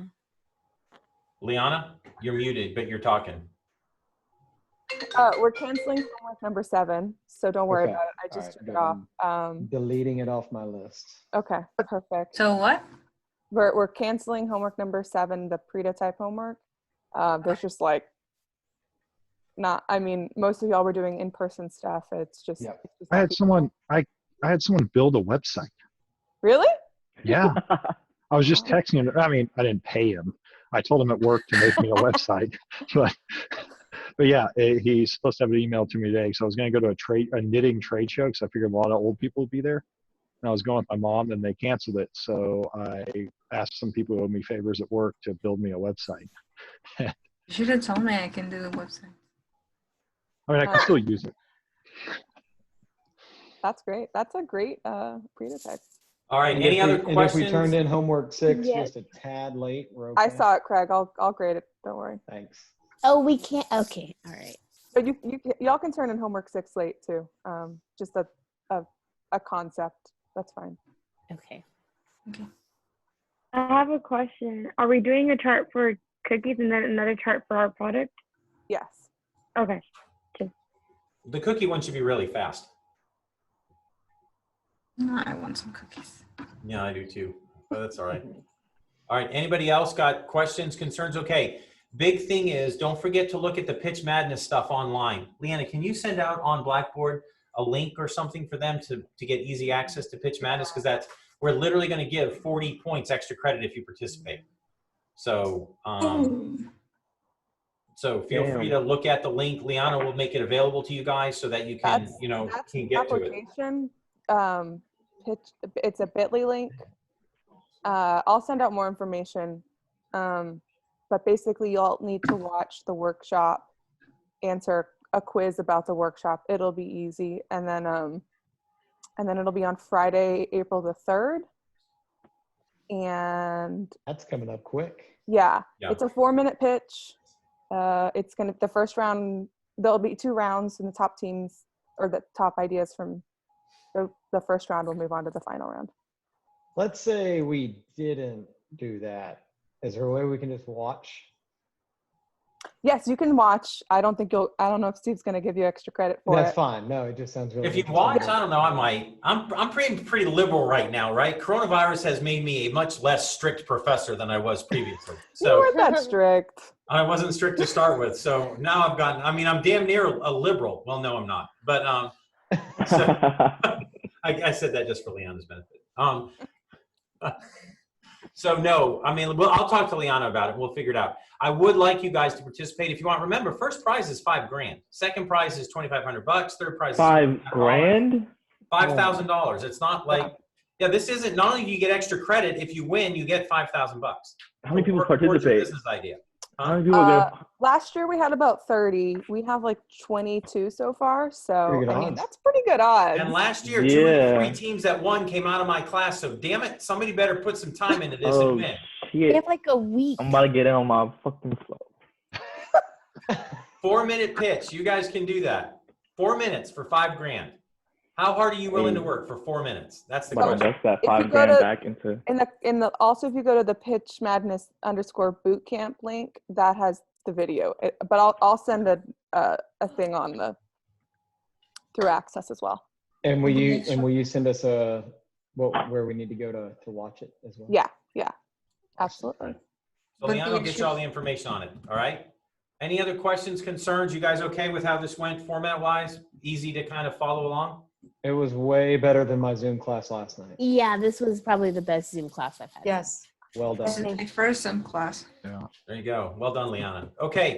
All right. Way to go, everybody. Thanks so much for participating. Stay safe. Stay indoors. I don't know. Keep breathing through, 16 layers of Hanes underwear. I don't know the deal. But do what you got to do to stay safe. All right. We'll talk to you guys again next Wednesday. Reach out via email, phone call, anything if you have questions. All right. Sure. All right, guys. Thanks so much. All right. Thank you. Bye-bye. I don't know how to stop. How do I stop recording?